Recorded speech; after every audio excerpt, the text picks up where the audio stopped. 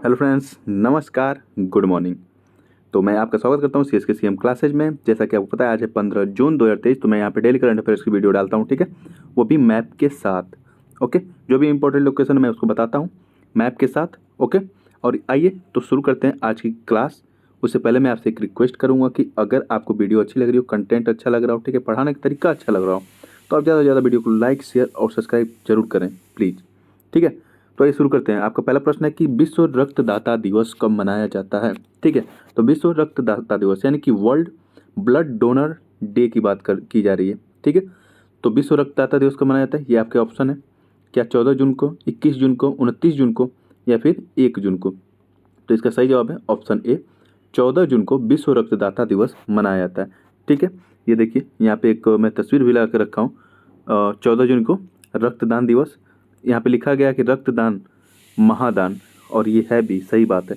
देखिए एक कोटेशन भी यहाँ पे लिखा है कि एक माँ की उम्र उसके बच्चे को नहीं बचा सकती, लेकिन आपका रक्तदान किसी का भी जीवन जरूर बचा सकता है, ठीक है। तो ब्लड डोनेट करने से घबराए नहीं, ब्लड डोनेशन करना चाहिए, ठीक है। उससे किसी भी प्रकार के आपके बॉडी को इफेक्ट नहीं होता है। वो डॉक्टर जब ब्लड डोनेट आप करेंगे तो डॉक्टर आपको बताता है कि कितना ब्लड डोनेट करना है आपको और कब करना है, ठीक है। तो इससे ये होता है कि आपको ब्लड सर्कुलेशन सही बना रहता है, आप हेल्दी रहते हैं। तो बाकी बहुत सारी डिजीज इसके कारण मतलब आपको नहीं लगती है, ठीक है, ब्लड डोनेशन करने से। तो ब्लड डोनेशन करने से घबराएं नहीं, जब भी मौका मिले ब्लड डोनेट जरूर करें। आइए आगे चलते हैं। तो विश्व रक्तदाता दिवस 14 जून को मनाया जाता है, ठीक है। 21 जून को क्या मनाया जाता है, अंतर्राष्ट्रीय योग दिवस 21 जून को मनाया जाता है। और 21 जून को ही विश्व म्यूजिक दिवस भी मनाया जाता है, यानी कह सकते हैं विश्व संगीत दिवस भी मनाया जाता है 21 जून को। और 29 जून को राष्ट्रीय सांख्यिकी दिवस यानी कि नेशनल स्टैटिक्स डे मनाया जाता है 29 जून को। और 1 जून को विश्व दुग्ध दिवस मनाया जाता है, ठीक है। अगर मैं रक्तदान की जब बात हुई है तो 14 जून को ही क्यों मनाया जाता है ये भी मैं आपको बता देता हूँ। जो कार्ल लैंडस्टीनर हैं, आपने अगर साइंस पढ़ा होगा तो उसमें इनका नाम जरूर पढ़ा होगा, कार्ल लैंडस्टीनर का, ठीक है। इन्होंने रक्त समूह की खोज की थी, जो ब्लड ग्रुप होता है, जो ए बी ओ, ये ब्लड ग्रुप जो है, इस ब्लड ग्रुप की खोज कार्ल लैंडस्टीनर जी ने किया था, ठीक है। तो इनका जो जन्म दिवस होता है वो 14 जून को होता है। तो 14 जून को इनके जन्म दिवस के अवसर पे ही इनको सम्मान देने के लिए विश्व रक्तदाता दिवस मनाया जाना शुरू कर दिया गया, ठीक है। और ये जब ब्लड ग्रुप की खोज किए थे तो 1930 में इनको इस उपलब्धि के लिए इनको नोबेल प्राइज भी दिया गया था, ठीक है। तो विश्व रक्तदाता दिवस 2023 की थीम क्या है, give blood, give plasma, share life, share often, ठीक है। यानी कि यहाँ पे देखिए रक्त दो, ठीक है, ये थोड़ा गलत हो गया, रक्त दो, प्लाज्मा दो, जीवन साझा करो, अक्सर साझा करो, ठीक है। ये इसका हिंदी वर्जन है। ओके, ये समूह दो नहीं, यहाँ होगा रक्त दो, सॉरी, रक्त दो, प्लाज्मा दो, जीवन साझा करो, अक्सर साझा करो, ठीक है। तो आइए आगे चलते हैं। 17 जून से 25 जून तक स्पेशल समर ओलंपिक का आयोजन किया जा रहा है। मैं पहले आपको यहाँ बता देता हूँ कि स्पेशल शब्द क्यों लगाया गया है यहाँ पे समर ओलंपिक में, ठीक है। तो स्पेशल यहाँ पे जो दिव्यांग लोग हैं उनकी बात की जा रही है। तो आप कहेंगे कि दिव्यांगों के लिए तो पैरालंपिक होता है, हाँ ठीक है, दिव्यांगों के लिए पैरालंपिक होता है। तो कई तरह के लोग दिव्यांग होते हैं, हाथ से, पैर से, ठीक है। तो कई तरह से दिव्यांग लोग होते हैं, लेकिन ये जो स्पेशल समर ओलंपिक है वो जो इंटेलेक्चुअल दिव्यांग होते हैं, यानी कि बौद्धिक रूप से जो दिव्यांग होते हैं उनके लिए ये गेम होता है, स्पेशल समर ओलंपिक, ठीक है। तो इसका 2023 में आयोजन कहाँ किया जा रहा है, किस देश में किया जा रहा है, ये आपको बताना है, ठीक है। ये आपके ऑप्शन है जर्मनी, कनाडा, मैक्सिको, अमेरिका। तो इसका सही जवाब है जर्मनी।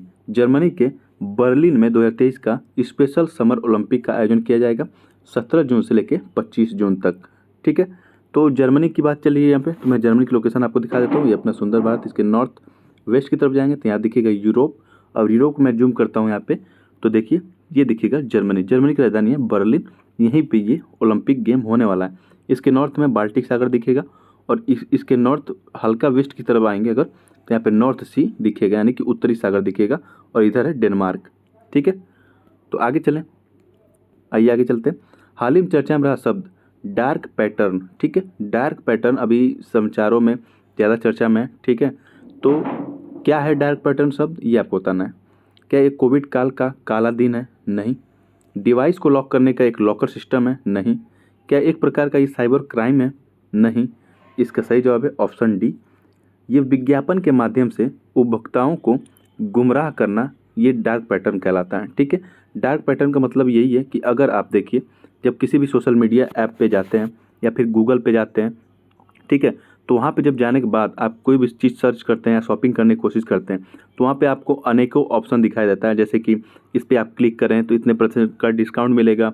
अगर आप उसको खरीद रहे हैं तो पता चला उसका प्राइस 200 है। अगर आप डिलीवरी के समय देखेंगे तो उसकी प्राइस 250 दिखा रहा है।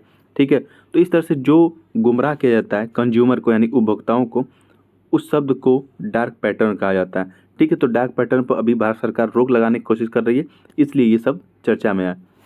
अभी हाल ही में भारत ने, ठीक है, IIAS यानी कि international institute of administrative sciences के मेजबानी के लिए इच्छा व्यक्त की। यानी कि भारत ये कह रहा है कि मैं इसकी मेजबानी करूंगा। ठीक है, अब ये कब मेजबानी करेगा ये आपको बताना है, क्या 2025, 24, 23 या 26? तो इसका सही जवाब है ऑप्शन है 2025 में Bharat international institute of administrative sciences का मेजबानी करने वाला है। ठीक है, तो ये अंतर्राष्ट्रीय लेवल की संस्था होती है जो प्रशासन को देखती है। ठीक है, प्रशासन में कौन सा तरीका अपनाया जाए कि और ही लोगों का जीवन बेहतर किया जा सके और अच्छे से प्रशासन किया जा सके, सब व्यवस्था अच्छी की जा सके, तो ये सब टेक्निक वहाँ पे सिखाई जाती है, समझाई जाती है। तो 2025 में इसका आयोजन भारत में होने वाला है। ठीक है, अभी हाल ही में एनटीपीसी ने फोर्ब्स की जो फोर्ब्स ने अभी जो सूची जारी की है द ग्लोबल 2000 कंपनीज की, ठीक है, तो उन शीर्ष कंपनियों में 52 स्थान का सुधार करके, यानी कि 52 रैंक का सुधार करके कौन सा स्थान हासिल की है एनटीपीसी भारत की। ठीक है, काफ़ी लंबा सुधार है। ठीक है, 52 एक साल में 52 रैंक ऊपर चली गई है ये एनटीपीसी। ठीक है, तो ये फोर्ब्स की जो अभी जो लिस्ट आई है द ग्लोबल 2000 कंपनी करके, तो उसमें इस समय कौन सा रैंक है एनटीपीसी का वो बताना है, काफ़ी चर्चा में था। तो ये 433 रैंक है इस समय एनटीपीसी की। ठीक है, ग्लोबल 2000 कंपनी में। ओके, आगे चले। तो अभी हाल ही में पहला खेलो इंडिया जनजाति खेल महोत्सव का कहाँ संपन्न हुआ ये आपको बताना है। तो ये पहला है और खेलो इंडिया जनजाति है, यानी कि ट्राइब से संबंधित है, इम्पोर्टेंट है। ठीक है, ये इम्पोर्टेंट नहीं कि ये ट्राइब से संबंधित है, ये इम्पोर्टेंट है कि ट्राइब्स के लिए भी ये खेल आयोजित किए जा रहे हैं, सबको मुख्य धारा में जोड़ने की बात चल रही है। ठीक है, और खेल इस समय तो प्राथमिकता बना हुआ है भारत देश का। ठीक है, खेलों को काफ़ी बढ़ावा दिया जा रहा है। ठीक है, लेकिन आपने न्यूज़ तो देखा होगा कि जो पहलवान है, यानी कि जो लेडीज़ पहलवान है या उनके साथ जो पुरुष पहलवान है या फिर जो एथलेटिक्स हैं, वो लोग काफ़ी धरना प्रदर्शन कर रहे हैं। तो उस तरफ भी सरकार का ध्यान जाना चाहिए। ठीक है, हालांकि खेल को बढ़ावा दीजिए, ये तो अच्छी बात है। तो ये कहाँ पे हुआ ये आपको बताना है। तो इसका आयोजन अभी भुवनेश्वर में किया जा रहा है। ठीक है, भुवनेश्वर कहाँ पड़ता है, उड़ीसा में। तो मैं उड़ीसा का मैप दिखा देता हूँ। ये है बंगाल की खाड़ी, ठीक है, और यहाँ पे दिखेगा आपको उड़ीसा, ये है उड़ीसा, और उड़ीसा के भुवनेश्वर में इसका आयोजन किया जा रहा है जनजाति खेल महोत्सव का। ठीक है, और यहीं उड़ीसा के बालासोर में ही अभी ट्रेन हादसा हुआ था, आपको पता होगा। उड़ीसा के बालासोर में ट्रेन हादसा हुआ था, लगभग 288 लोगों की यहाँ पे मृत्यु हो चुकी है। ठीक है, और ये तो अरब की खाड़ी, सॉरी बंगाल की खाड़ी हो गई, इधर अरब की खाड़ी है, और इधर आपको देखने को मिलेगा जो बिपरजॉय। ठीक है, बिपरजॉय अभी यहाँ पे चक्रवात आया है। ठीक है, वो गुजरात और कुछ इलाका राजस्थान के, गुजरात के, ठीक है, इनको प्रभावित कर रहा है, और इधर पाकिस्तान को भी प्रभावित कर रहा है। तो इस बात को भी थोड़ा सा ध्यान रखेंगे, अरब की खाड़ी में वो है। अभी CNG, ठीक है, CNG से संचालित देश की पहली टॉय ट्रेन। ठीक है, टॉय आप सही समझ रहे, खिलौने वाली ही बात हो रही है, लेकिन ये खिलौना होता नहीं, उसका बस जो देखने में जो फ्रंट होता है उसका वो खिलौने जैसा होता है। तो CNG से संचालित देश की पहली टॉय ट्रेन की शुरुआत कहाँ की गई ये आपको बताना है। CNG कॉम्प्रेस्ड नेचुरल गैस होता है। ठीक है, इसे बहुत ही प्रेशराइज करके एक टैंक में फिल किया जाता है। ठीक है, बहुत ही प्रेशराइज करके, यानी कंप्रेस करके, यानी इसको संपीड़ित कहते हैं हिंदी में। तो इसकी शुरुआत कहाँ की गई ये आपको बताना है। इसका सही जवाब है राजस्थान। राजस्थान में अभी इसकी हाल ही में शुरुआत की गई। राजस्थान जब बात आ गई तो अभी आपको पता है कि जम्मू कश्मीर में लिथियम का भंडार मिले थे। ठीक है, लिथियम भंडार मिला था जम्मू कश्मीर में। उसके बाद सबसे ज़्यादा भंडार राजस्थान में मिला था लिथियम का। हालांकि फिर बाद में ये कहा जा रहा था कि ये दावा गलत है, वहाँ पे राजस्थान में ऐसा कोई भंडार नहीं है।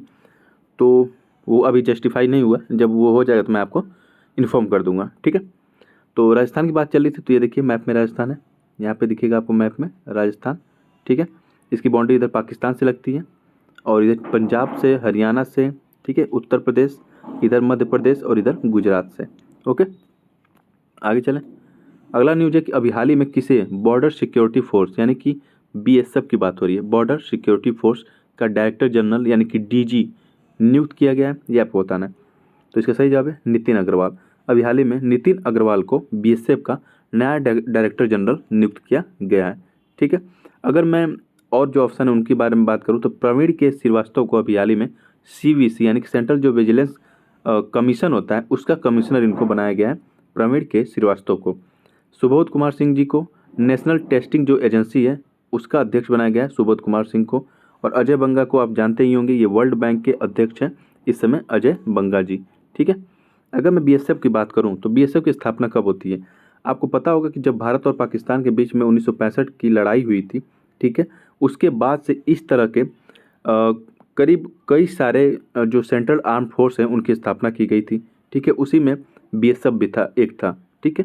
सेंट्रल आर्म फोर्स में ही बीएसएफ एक था जिसकी स्थापना 1 दिसंबर 1965 को की गई थी, भारत पाकिस्तान की लड़ाई 1965 के बाद, ठीक है। तो ज़रूरत महसूस हुई उस समय, तो बीएसएफ की स्थापना उस समय की गई थी। और बीएसएफ कहाँ कहाँ सिक्योरिटी प्रोवाइड कराता है? तो बीएसएफ का काम है जो बॉर्डर, जैसे कि यहाँ पे देखिए बांग्लादेश में बीएसएफ तैनात है, बांग्लादेश में नहीं, बांग्लादेश और भारत के जो बाउंड्री लगती है वहाँ पे बीएसएफ आपको देखने को मिलेगा, ठीक है। और इधर जो भारत और पाकिस्तान की बाउंड्री यहाँ पे लगती है, यहाँ पे आपको बीएसएफ देखने को मिलेगी, ठीक है। और इसके हेडक्वार्टर कहाँ है? नई दिल्ली में, ठीक है। और ये होम अफेयर्स यानी गृह मंत्रालय के अंतर्गत आता है। आगे चलें। तो अगला न्यूज है, अभी फिलहाल इतना ही, करंट अफेयर में आज क्लास में इतना ही। तो वीडियो कैसी लगी आपको कमेंट बॉक्स में लिख के ज़रूर बताएं। थैंक यू, जय हिंद।